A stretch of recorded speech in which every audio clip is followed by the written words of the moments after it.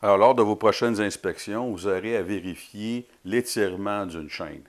Alors, au niveau des vélos, qui est un très bon exemple, on va offrir ce qu'on appelle des guides, comme celui-ci. Ici, c'est la compagnie Ice-Tool.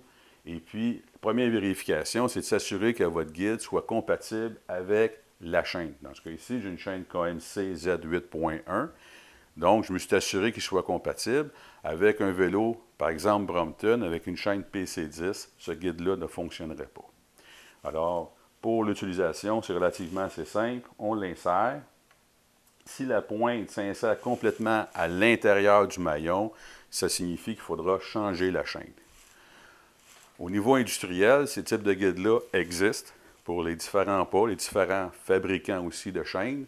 Cependant, pour le technicien qui doit prendre des mesures sur des chaînes différentes au niveau de notre compagnie, si on veut, eh bien, ça peut demander pas mal d'espace et il y a d'autres techniques pour le faire. Donc, c'est très utile lorsque vous avez toujours le même maillon et le même fabricant.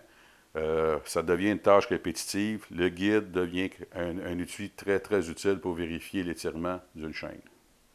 Alors, je vous ai fait la démonstration d'un guide sur des chaînes à vélo. Ce type de guide-là existe aussi sur des chaînes industrielles. Cependant, ce sont des guides qui sont très peu utilisés, tout simplement parce qu'au niveau de l'industrie, il y a beaucoup de types de chaînes.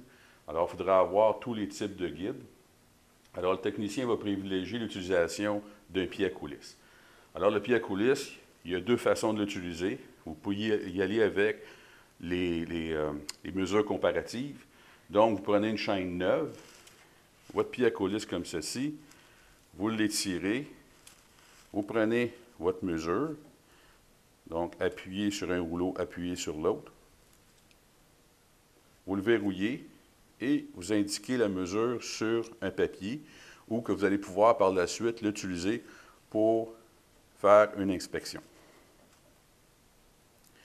La deuxième technique, eh bien, c'est si vous avez mon guide, vous allez pouvoir utiliser la formule. Alors, à partir du pas de chaîne, dans ce cas ici, on a une chaîne de 40, vous avez un pas une demi, vous l'insérez dans la formule, puis il ne reste plus qu'à placer votre pied à coulisse et venir procéder à votre inspection. Lorsque vous voulez obtenir un maximum de précision et que vous pouvez démonter votre chaîne, eh bien, on peut le travailler à partir d'une table.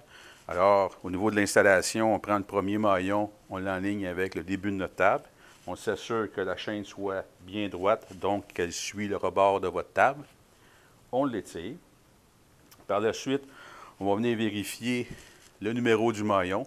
Vous avez un numéro 40 au niveau de la chaîne à rouleau, ce qui signifie qu'on a un pas de 1 demi-pouce.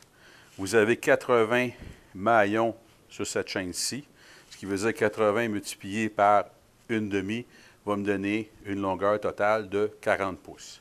Alors, je prends un ruban mesuré, je viens m'installer sur le rebord, je mesure, j'ai bien 40 pouces, qui m'indique que la chaîne est en bon état.